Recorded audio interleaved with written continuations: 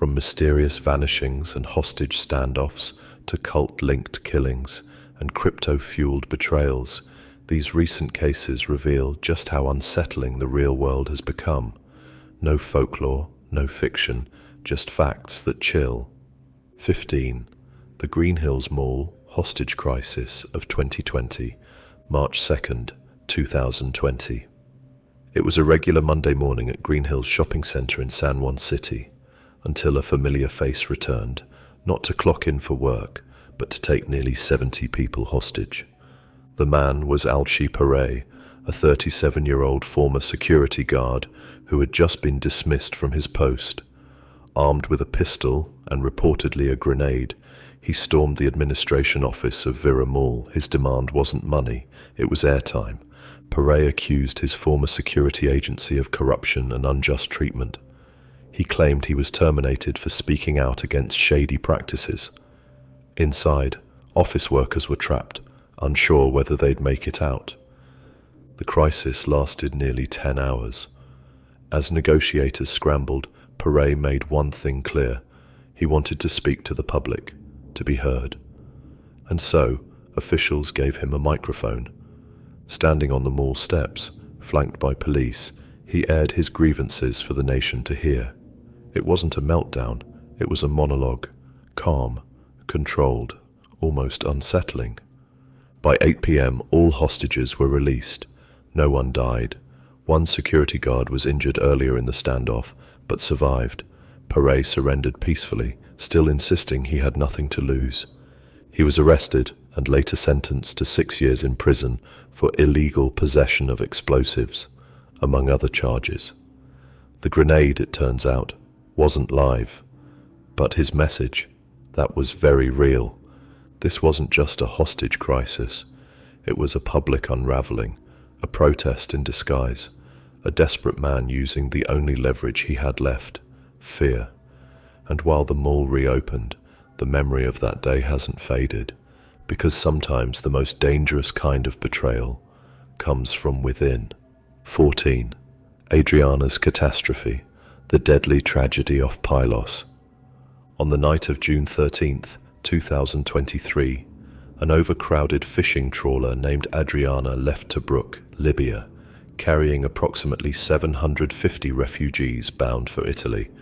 By the next day, June 14th, in the early hours, Natalia Sufi, a volunteer activist, tweeted that the vessel was in distress near Pylos, Greece, sparking the start of a tragic sequence. Despite calm weather and clear distress signals, the Greek Coast Guard delayed launching a rescue. For over 15 hours it watched from afar while migrant passengers were calling for help and showing visible signs of crisis. Merchant ships were asked to supply water and fuel instead of deploying lifeboats. At around 2 a.m., witnesses reported Coast Guard vessel 920 attempting a tow on the heavily loaded boat. Survivors say the maneuver rocked the Adriana, triggering its capsizing. The Coast Guard denies this, saying the trawler sank due to engine failure or passenger movement. Chaos descended in minutes. Less than 104 people were rescued, 82 bodies were recovered, and by June 18th, Greek authorities estimated over 500 people were still missing and presumed drowned. Survivors have filed legal complaints, alleging wrongdoing by the Hellenic Coast Guard, citing not only delays, but the failure to use life jackets and alleged orders to tow the boat. Investigations by RSA and others argue that the Coast Guard's inaction contributed directly to the sinking. In December 2023, Amnesty International and Human Rights Watch issued a joint briefing emphasizing the need for independent inquiry, calling out procedural failures and lack of accountability. By February 2025, Greece's ombudsman released a scathing report concluding the Coast Guard breached maritime protocols, keeping surveillance ships at a distance and failing to escalate distress to rescue, then recommending disciplinary action for 8 officers. 12 witnesses, many of them survivors, testified before a naval court, launching criminal inquiries. But major questions remain. Why were no rescue assets dispatched immediately? Were Coast Guard cameras switched off? Why were survivor phones seized and withheld? This is more than a shipwreck.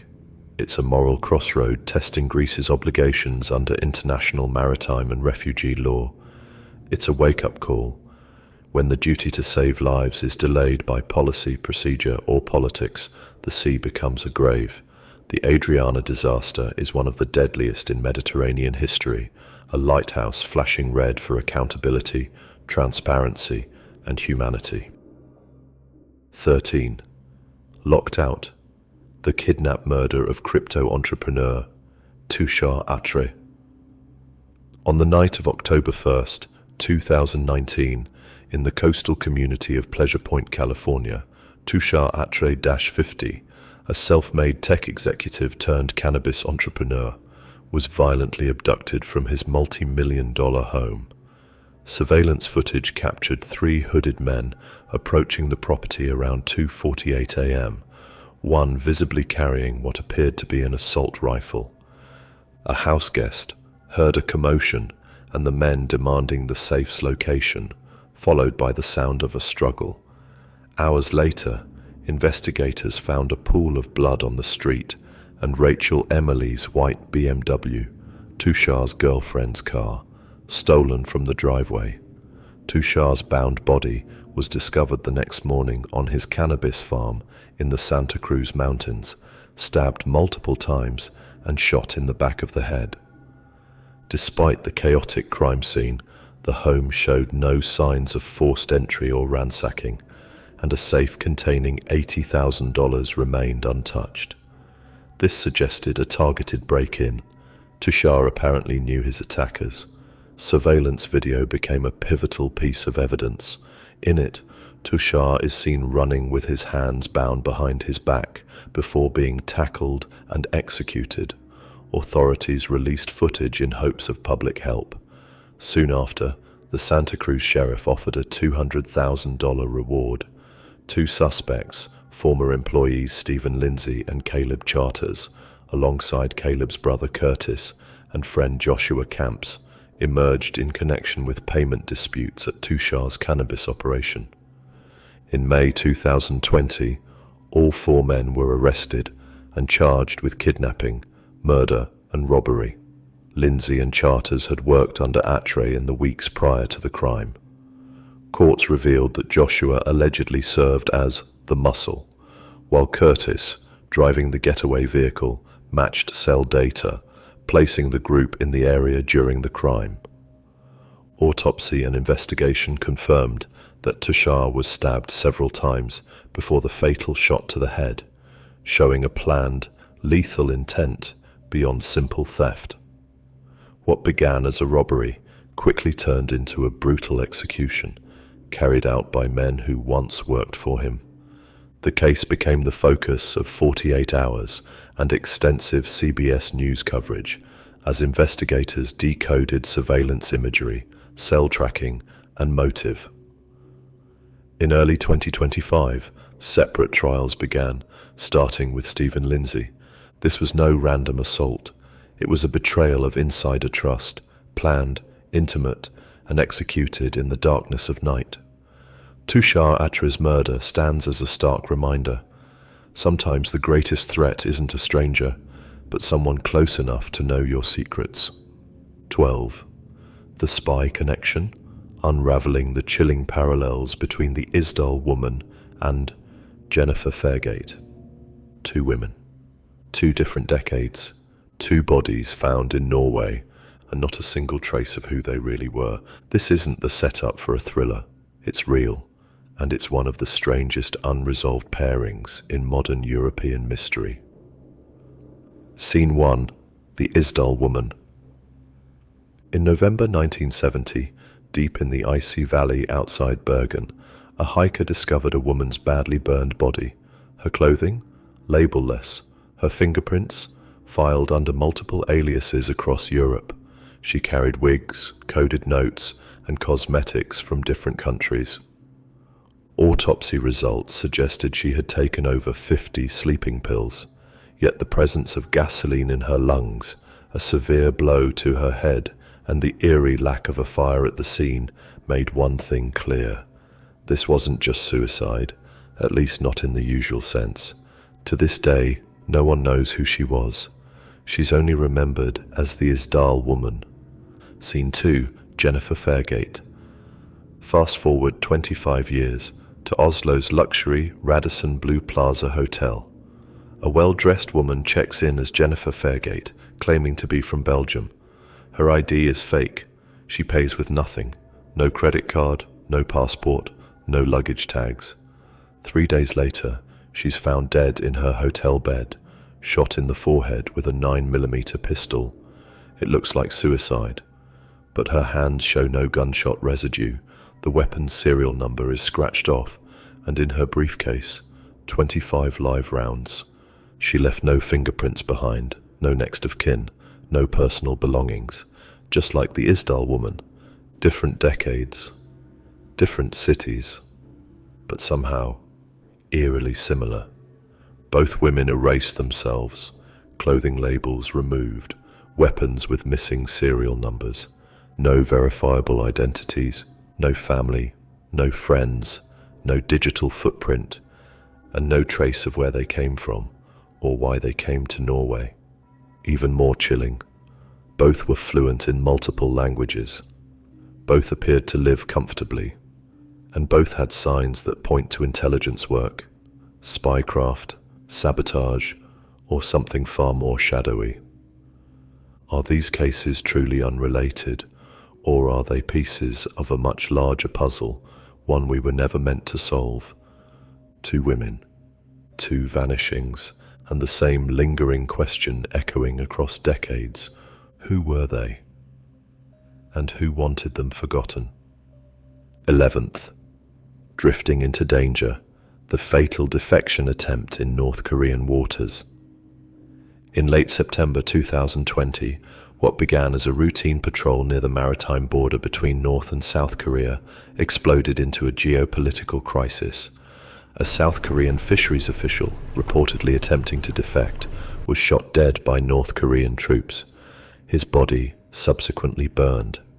This single act cast a stark spotlight on the frozen hostilities that still simmer between the 2 Koreas.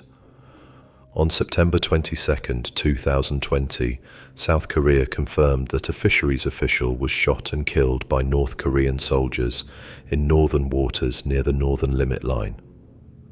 Surveillance and intelligence data indicated that the man had been in the water for hours before being located by a North Korean patrol boat. Later reports revealed that the official may have been trying to defect, though this remains hotly disputed. Pyongyang admitted to shooting the man, but claimed it was in accordance with COVID-19 protocols, insisting he was trespassing and exhibiting suspicious behavior.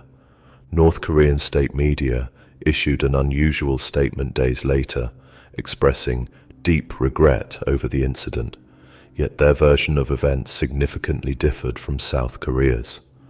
North Korea claimed the man was never identified, and that only his flotation device was found. They alleged that troops fired warning shots and ultimately incinerated what they believed to be a potential contamination risk, not a human body. South Korean officials, however, strongly refuted this account. They reported having intercepted North Korean communications, indicating the man was alive and interacting with soldiers before being executed. According to Seoul's defense ministry, the man tried to explain himself but was ultimately shot in the water. His body was doused with oil and burned, actions South Korea called inhumane and shocking. The backlash was immediate. South Korea's president convened emergency meetings, demanding a full investigation and apology. Citizens were outraged, and political pressure mounted as the victim's family publicly questioned the government's handling of the incident.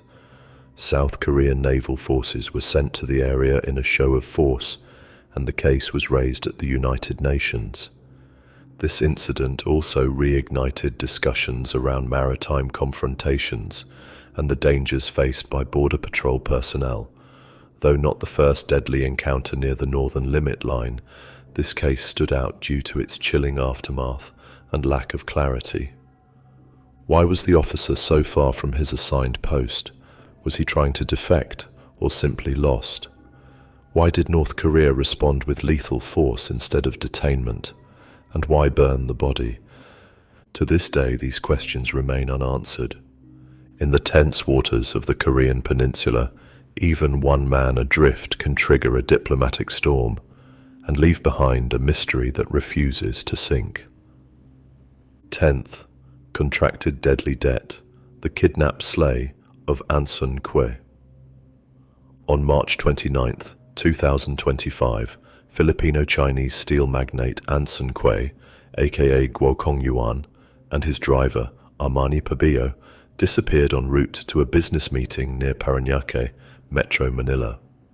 Their abduction came amid reports of a ransom demand following a Wednesday dinner outing in Pasay, sparking panic across business circles.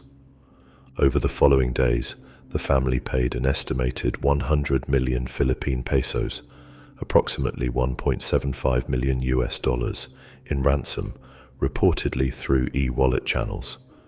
Quay's chauffeur was still alive, but both were found dead on April 9th, dumped in nylon bags, on a roadside in Rizal province. Their faces were bound, wrapped in duct tape, and their bodies showed signs of suffocation under a contract-killing scenario. By April, 3 suspects had been named: Ricardo Austria David, Raymart Katekista, and Key Chinese national David Tan Liao, believed to be the organizer. Again in May, 2 more alleged operatives, Gong Wei Li and Wu Jiaping, were arrested in Boracay. Authorities say Gong served as the ransom negotiator and cashed out over 200 million pesos through casinos and e-wallet platforms.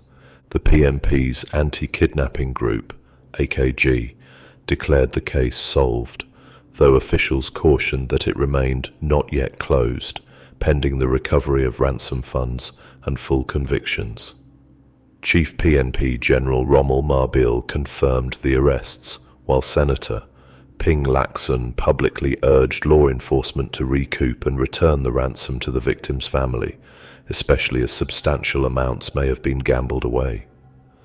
Investigators mapped a complex ransom trail, over 20 e-wallet transactions, totaling around 200 million pesos, some laundered through casino junkets and offshore gaming POGO channels, underscoring the modern nexus between crypto-like payments, gambling, and kidnapping. Meanwhile, the Department of Justice formed a special investigation task group to assist the police and probe possible POGO links. Victim groups, including the Chinese Filipino Business Chamber, pressed for structural reforms and stronger anti-kidnap protocols. By mid-May, authorities said the case is effectively solved. All suspects were in custody, and police were focusing on recovering the ransom. But official statements stressed the investigation wouldn't be complete until the stolen funds are returned and trials conclude, a process that could take months. This isn't just another abduction. It's a case where betrayal, money, and influence intersect, where ransom gone unaccounted, casino-led laundering, and alleged insider orchestration collided. And until those missing millions are retrieved, justice remains only half complete. 9. Tricked across the border, the abduction of Chinese actor Wang Shing. In January 2025, 31-year-old Chinese actor Wang Shing, better known as Shing, vanished during what he believed was a legitimate casting trip in Thailand. The operation that followed laid bare an alarming human trafficking network, fueled by entertainment lures, and left international authorities scrambling to respond. Wang joined a WeChat group called Sunan Professional Actors in December 2024. He was contacted by someone using the name GMM Grammy 16, who claimed affiliation with Thailand's well-known entertainment firm, GMM Grammy. By December 30th, despite lingering doubts, Wong flew from Shanghai to Bangkok under the impression that he'd landed an acting role abroad. He arrived late on January 3rd and was met at the airport by purported coordinators who handed him over to a driver and whisked him toward Mae Sot, a notorious transit point on the Myanmar border, around 11 a.m. after sending his girlfriend his real-time location in the Thai-Myanmar border region. His contact abruptly ceased. Turn 0, search 14. Turn 0, search 1. Myanmar's border town of Mayawadi, opposite Mae Sot, has emerged as a hub for human trafficking and online scam centers, enclaves where victims, sometimes branded pig butchering, conscripted into telecom fraud, are held captive under dire conditions.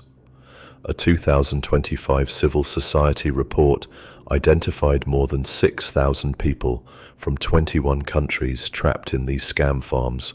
Turn 0, search 14. On January 5th, Wang's girlfriend, Jia, launched a viral campaign on Weibo. Backed by celebrities and shared under a national hashtag, her plea drew millions of views and forced government attention.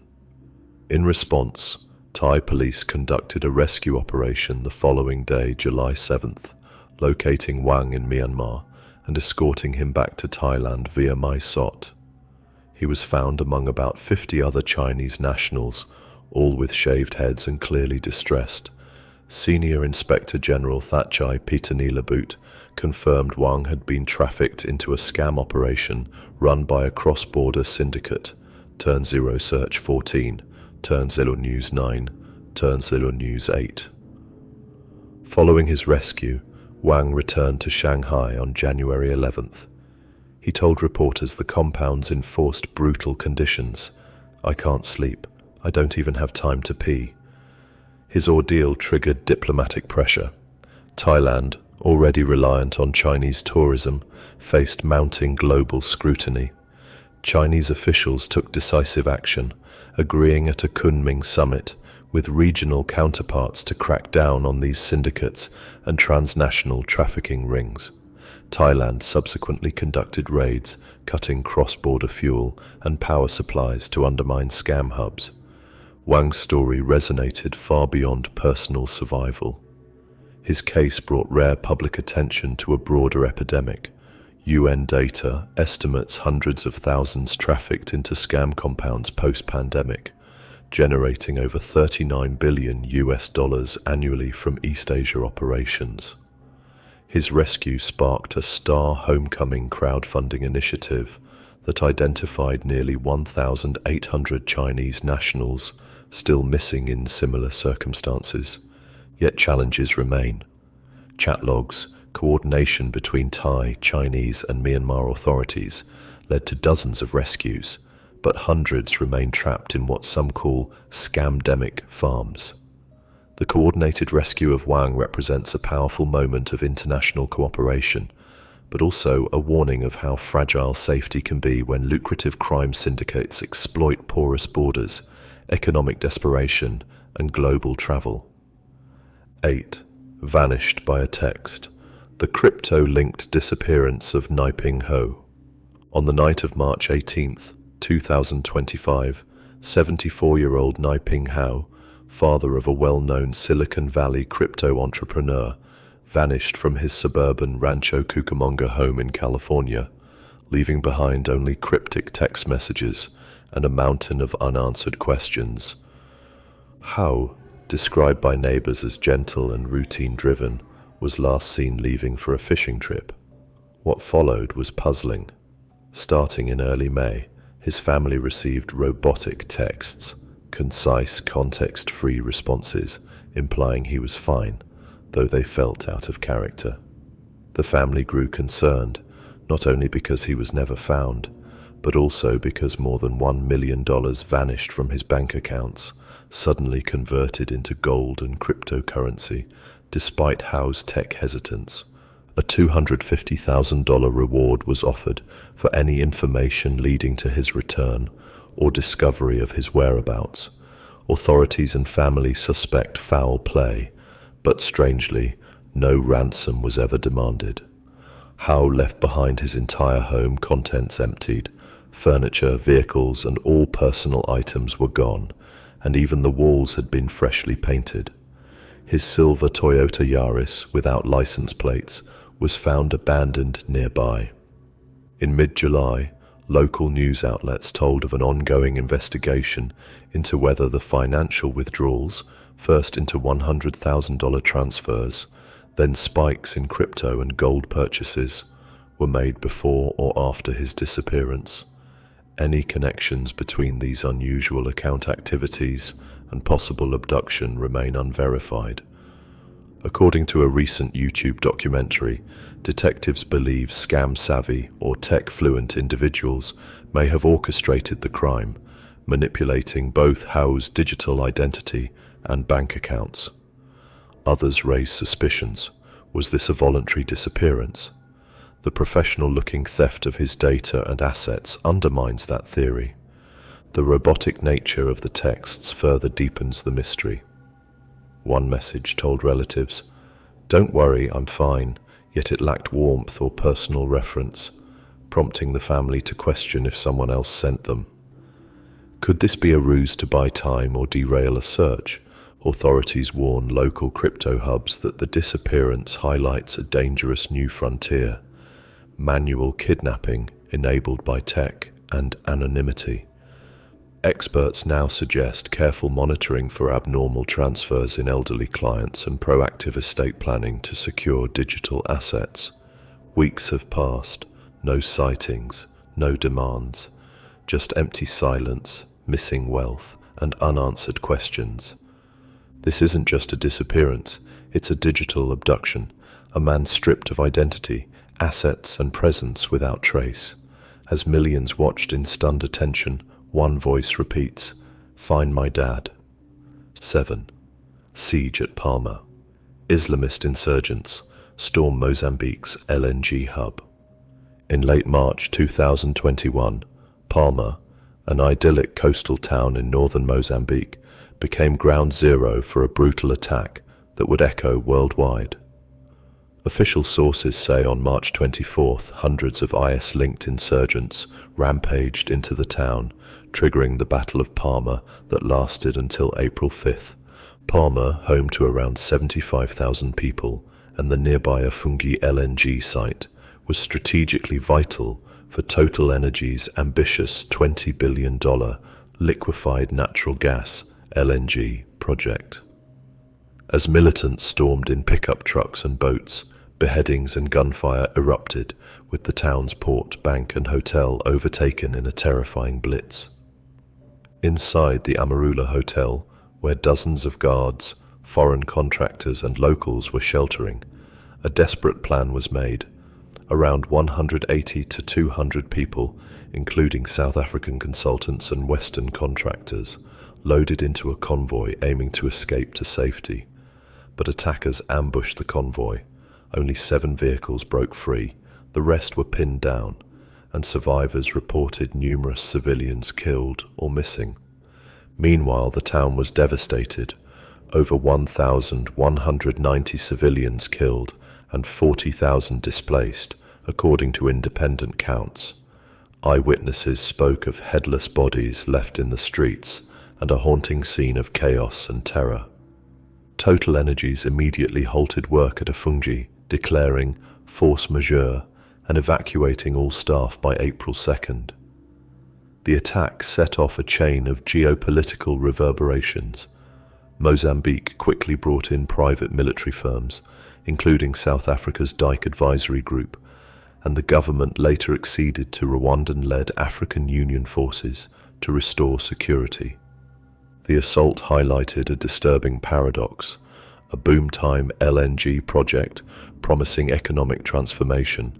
Mozambique's GDP was expected to multiply by 2032, was now a glaring target. Following the siege, Total Energies postponed the project, citing safety concerns and regional instability. As of early 2025, security has improved. 4,000 Rwandan troops now maintain a perimeter, and Total Energies aims to resume operations by summer, supported by conditional financing and government cooperation. But analysts warn the wounds are far from healed. The balance between investment, security, and humanitarian responsibility remains fragile. The siege at Palma was not just a headline, it was a turning point. Hundreds died, millions displaced, and an entire project left in limbo. When ambition meets insurgency, the price is human, and even the world's biggest energy giants can falter. 6. The long con, inside the global web of pig butchering scams. At first, the messages feel innocent, an accidental, "Hi, sorry" text, maybe a charming stranger on a dating app, then a casual chat about life, family, work. But behind the friendly tone lies a deliberate plan. These scammers are not after quick cash. They're preparing to fatten you up, treating each target like livestock before the slaughter. This method is called the pig butchering scam. In Mandarin, Sha Ju Pan, literally, killing pig plate. Scammers invest weeks or months building trust, using romance, branded images of success, and pseudo-financial mentoring. Then comes the pitch. Don't you want to invest in crypto? Once a victim commits a little, scammers expedite the demand, encouraging bigger and bigger deposits into fraudulent platforms. When the victim tries to withdraw, the scam starts disappearing, taking everything with it. In early 2025, Phys.org reported that pig butchering scams have stolen billions worldwide, drawing comparisons to romance fraud, but with faster, more lucrative outcomes. Unlike other scams, these con artists treat their victims as pigs to fatten, psychologically and financially, before extracting large sums. What's more alarming is the criminal ecosystem behind it. Fraud centers, or scam compounds, in parts of Cambodia, Myanmar, Laos, and Southeast Asia are run by organized syndicates. Trafficked victims are forced to operate hundreds of phones and chat accounts, building relationships as scripted secret agents, victims themselves running victims. PBS reported that these laborers are held under threat of torture, organ harvesting, or worse. It's a dual tragedy, fraud and trafficking combined. Here's how it plays out in 3 chilling phases. Pig hunting. Scammers spot potential victims through dating apps, social media, or that email hint of a wrong number. Raising. A slow drip of charm and credibility. Video calls, shared photos, references to mutual interests, all emotional build-up. Killing. The financial slaughter. Large investments into fake crypto schemes, followed by cut-off and disappearances.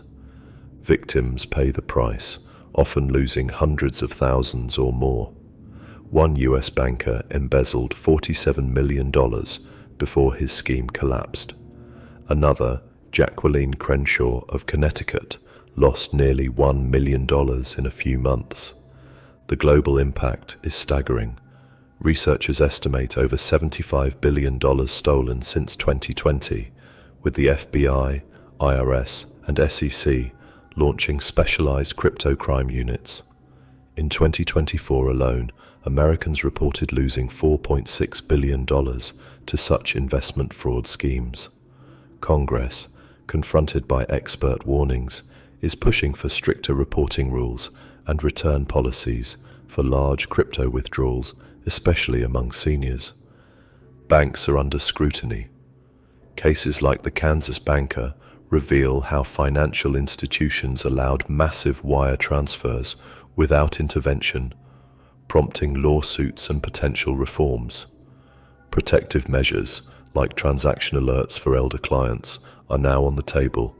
Today, pig butchering scams are at the crossroads of romance deception, crypto greed, and human trafficking. The social media facade masks an ominous infrastructure, factories of fraud run by trafficked laborers aimed at global victims. As cross-border investigations intensify, Survival may depend on awareness. Don't fall for accidental texts. Verify identities. Insist on video calls and watch when investments turn steep. Because once the pig is fat, with trust and money, it's already been marked for slaughter. The Tarlac incident, a shocking moment that went viral, and why it still haunts the Philippines. On December 24th, 2020, panicky Tarlac faced an ordinary morning as meteorological station officer Edgar Malang sat in his parked motorcycle, idling near a walk-in bank before heading to work. Around 11 a.m., Police Master Sergeant Jonel Nuesca, on a separate motorcycle with a companion, stopped Malang to question him about a minor violation. What began as a routine traffic check quickly spiraled into violence. Nuesca ordered Malang to lie flat on the road. As Malang complied, a second man, later identified as Malang's son, Reynaldo, tried to intervene. That's when witnesses and security cameras captured a shocking scene. Nuesca drew his firearm and fired several shots at close range, killing both father and son, Reynaldo, nearly instantly. The video, captured by the bank's CCTV, quickly circulated online, sending shockwaves across the Philippines. Filipinos watched in disbelief as the killing unfolded, sparked by a simple traffic stop. President Rodrigo Duterte's Justice Secretary, Manado Guevara, publicly described the footage as disturbing and vowed to hold those responsible to account. Within days, the incident propelled debates on police conduct, the limits of authority, and the urgency of transparent investigations. Skeptics questioned whether Nuesca used excessive force or committed premeditated murder, especially since Malang was fully compliant. Critics also pointed to deeper issues: allegations of bribery, profiling, and misuse of authority surfacing around the officer's conduct and the broader police unit. Public outrage placed immense pressure on authorities. The National Police Commission ordered an immediate probe and suspended Nuesca from duty.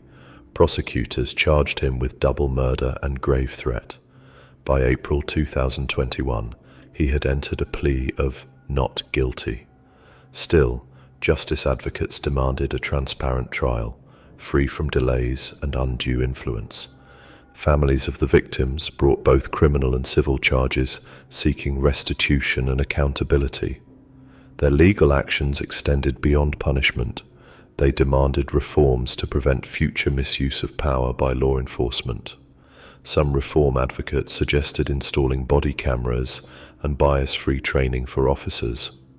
In December 2021, Nuesca was found guilty of the slaying of Edgar and Reynaldo Malang and sentenced to 40 years in prison without eligibility for parole, a stern rebuke for excessive use of force and a landmark moment in the Philippines' approach to policing. His legal team vowed to appeal. The Tarlac tragedy resonated far beyond a single town. It became a rallying point for citizens demanding accountability and for families fighting for structural change within the national police. A simple morning stop became a harrowing reminder. When power meets poor judgment, justice demands the full weight of law and the forgiveness of a frightened nation. Fourth, silent departure, the strange death of Mark Bennett in Qatar. On December 6th, 2019, 52-year-old British travel executive Mark Bennett checked into the Curve Hotel in Doha, Qatar. He appeared calm, focused on tourism projects tied to the upcoming 2022 World Cup. But within days, his life and fate would shift dramatically. By December 12th, Qatari security officers raided his hotel room and detained him, allegedly for posting critical documents on social media concerning Qatar Airways. Bennett was held blindfolded, interrogated under harsh conditions, and reportedly denied food and sleep.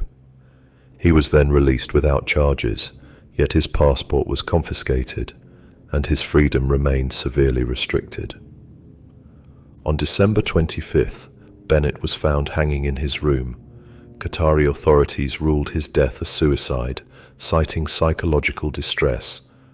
But the story took a turn in July 2021, as an inquest in England concluded there was no evidence of suicidal intent, citing Bennett's generally positive demeanour just before his death and lack of a note. His widow maintained he had no history of mental illness or suicidal thoughts. From Britain's inquest to international attention, the case exposed alleged misconduct by Qatari security forces. Witness statements describe Bennett being strapped to a chair, deprived of sleep, unable to access food, and denied family contact, a form of mistreatment he reportedly endured over 24 hours. He was even told that acknowledging mental health symptoms could make his life worse. Initially, Qatari authorities stated Bennett had entered a legal limbo post-detention, his passport withheld and movement restricted. His release without charge was accompanied not by freedom, but by chilling uncertainty. In July 2021, Coroner Andrew Walker firmly rejected the suicide ruling, stating there was no evidence of intent and expressing concern over the circumstances leading to Bennett's death. An open verdict was recorded, with the coroner unable to determine exactly what happened. Bennett's family continues to press for a transparent reopening. The case drew sharp responses from legal observers and the British media, who pointed to a disturbing mix of geopolitical sensitivity, an opaque legal environment, and absence of an independent investigation. Lawyers argue Bennett was likely a victim of maltreatment and call for accountability and clarity in diplomatic and legal channels. Mark Bennett's death remains shrouded in uncertainty, a British man detained without charge, released but restricted, and found suicided with no evidence of intent. More than a personal tragedy, it has become a symbol of legal opacity and human rights concerns in one of the world's most scrutinized host nations. 3. Gilgo Beach, the long silence and the man behind the mask. The investigation evolved into one of America's most haunting unsolved mysteries, the case of the Long Island serial killer. Also known as Lisk or the Gilgo Beach Killer, he allegedly targeted vulnerable women, often replying to online ads, before dumping their bodies in isolated coastal areas. Early investigations were hindered by interagency conflict. A former Suffolk County police chief even blocked FBI involvement until 2015, after which federal agents finally joined the probe. The victims shared chilling similarities. Many were petite in their 20s and working online. One survivor's roommate received taunting phone calls from a burner phone after her disappearance. Another, Shannon Gilbert, fled in panic before vanishing in May 2010. Although her remains were later found, authorities ruled her death accidental, though her family's instincts pointed to possible foul play. For years, the case stagnated. It wasn't until February 2022 that a revitalized task force, combining local, state, and FBI resources, reignited progress. The breakthrough came from a tip about the license plate and distinctive vehicle, a Chevrolet Avalanche seen near one victim's disappearance.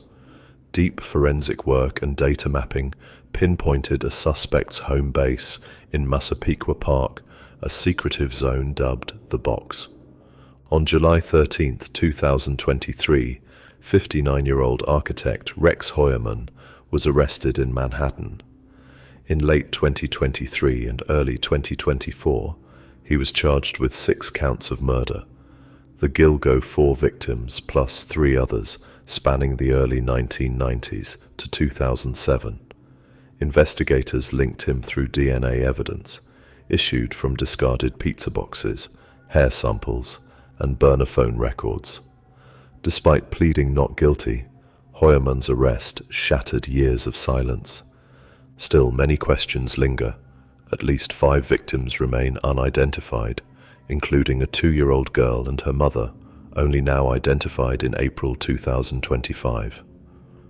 Even with Heuermann in custody, the case remains open, raising concerns about earlier investigative failures, including slow response and bias against sex workers. A Teen Vogue analysis argued that police and media inactions stemmed from stigma, and families had to campaign vigorously to demand accountability. The story has since entered popular culture. Netflix's new documentary series, Gone Girls: The Long Island Serial Killer, premiered in March 2025, knitting together family testimonies, archival footage, and expert interviews. It highlights not only the crimes, but the systemic disregard that allowed them to persist. As of mid-2025, Heuermann awaits trial, while police continue uncovering evidence, hunting for victims, personal items, and potential accomplices. Gilgo Beach remains a stark reminder. Behind a serene coastline, an unspeakable violence unfolded, and the families who fought for those echoes continue to seek justice. 2. The University of Idaho 4, a chilling mystery that shook a college town. In the early hours of November 13, 2022, a nightmare unfolded at 1122 King Road in Moscow, Idaho. 4 University of Idaho students, Madison Mogan, 21, Kaylee Goncalves, 21, Zana Kernadal, 20, and Ethan Chapin, 20, were brutally stabbed to death in their off-campus residence while they slept or lay quietly, according to investigators. The roommates who survived later described waking to thud sounds and footsteps in masked clothing. Nothing about that night would ever feel safe again. Just after 4 a.m., masked and undetected, the assailant entered through a sliding door. Surveillance evidence and phone data show a figure moving across floors and withdrawing stealthily, leaving no sign of forced entry. 12 minutes later, a barking dog, distressed voices, and a sudden thud pierced the silence. It took until late morning, through a panicked 911 call, that authorities discovered the scene. The crime scene stunned the tight-knit community of Moscow, and police issued a warning that the incident posed a threat to campus. The university cancelled classes, scheduled candlelight vigils, and faced escalating fear among students and residents. Rumors swirled, conspiracies flourished, and surviving roommates endured harassment, a surreal aftermath to a violent breach of their sanctuary. With no apparent motive and scant leads, investigators scrambled. They collected over 1,000 tips, scoured forensic evidence, and tracked the movement of a white Hyundai Elantra spotted near the scene. Phone ping logs revealed the vehicle's owner, Brian Kohberger, a 28-year-old criminology PhD student at nearby Washington State University, had visited Moscow repeatedly in the months before, and again just before the murders. His phone was off during the killing window but reconnected after. Kohberger was arrested in late December 2022 in Pennsylvania. In unprecedented time, authorities tied Kohberger to a tragic pattern of violence through DNA analysis, from a knife sheath in a dumpster behind his apartment, cell phone tracking and surveillance matches. Notably, his academic pursuits in criminal behavior and online interest in serial crimes intensified public debate. Many approached the arrest with disbelief. How could someone so close to the victims and their community prepare such a crime? In July 2025, after nearly 2.5 years of legal uncertainty, Kohberger pleaded guilty to 4 counts of first-degree murder and 1 count of burglary, accepting a plea deal that spared him the death penalty, resulting in 4 consecutive life sentences without parole and 10 years for burglary. While some families supported the agreement as a route to definite justice, others, including Kaylee's father, felt it denied them clarity and a public trial to uncover motive. The ongoing impact of the tragedy has been profound. Surviving students like Hunter Johnson and Emily Allant recount sleepless nights, the senselessness of discovering their friends, and life forever changed. Our innocence was gone, they reflect, haunted by the memory of knocking on that door, not knowing what they'd find. Meanwhile, the documentary One Night in Idaho, The College Murders, released by Amazon Prime in July 2025, aims to humanize the victims. The series features intimate interviews with the families of Ethan and Madison, while respecting the wishes of Kaylee's and Zana's families, and warns of the dangers of online sleuthing and conspiracy theories spreading more distress than truth. As sentencing approaches in July 2025, the community is preparing for a somber yet pivotal moment. With closure still fragile and motive veiled, some hope the formal hearing will reveal evidence suppressed in the plea deal, while others just want the finality of justice served. More than an unspeakable crime, the Idaho murders became a cautionary tale. Between proximity and violence lies a troubling gap. 4 bright lives were fractured overnight, and though the man who killed them is contained, the ripple effects continue to shape a community's healing and our collective search for meaning in the shadow of unexplained evil. 1. The Zizian Files, when an online rationalist group became a chain of killings. In early 2022, a fringe group from the Bay Area known as the Zizians emerged from online rationalist circles, an eclectic mix of anarchist, vegan, AI doomsday thinkers. At first, they seemed like eager intellectuals aiming to save the world, but beneath that veneer, a darker reality took root. The group's ideas coalesced around its namesake, Jack Ziz Lasota, a transgender former NASA intern and computer engineer who advocated radical methods like sleep deprivation and brain hemisphere theories to craft a revolutionary community.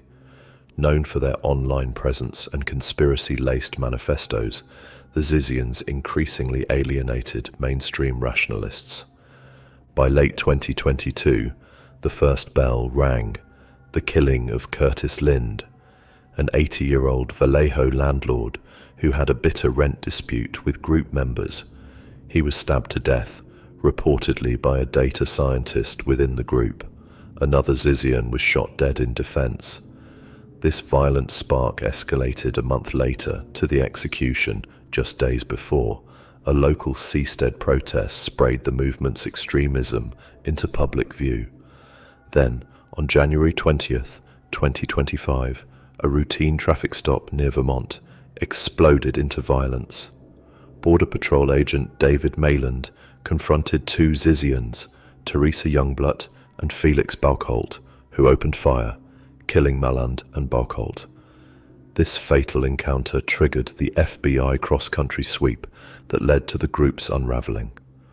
On February 16, 2025, authorities in Maryland arrested Jack Lasota, along with Michelle Zyko and Daniel Blank, charging them with trespassing and firearms offenses. Federal firearms charges followed soon after. Michelle Zyko, meanwhile, is tied to the 2022 murder of her parents, Richard and Rita Zyko, and others were connected to the Vallejo case. The group's ideology blended veganism, AI apocalyptic fears, gender essentialism, and heroic violence, a lethal cocktail that led 6 known deaths across 3 states, California, Pennsylvania, and Vermont. Most of the fallen were linked either by blood or relationship to members. Court scenes have been surreal. In one California hearing, member Alexander Somni Leatham, a trans woman, shouted allegations of police threats and state-sponsored conversion therapy before being removed. In Maryland, Lasota stayed silent. In other courts, followers demanded vegan meals, citing delirium. Today, grand jury indictments are pending and trials are being scheduled. Law enforcement is still investigating how networked violence spread from online theory to real-world death. Meanwhile, Families of victims, an elderly landlord, a federal agent, and middle-aged parents seek answers and closure. This is a cautionary case. When intelligent, tech-savvy minds, built for rationality, turn inward toward radical ideology, their convictions can morph into lethal intent. The Zizians stand at the intersection of high IQ radicalism and cultish violence, an extreme example of ideology unchecked. As trials unfold, one question remains: what stops calculated idealism from becoming cold-blooded action?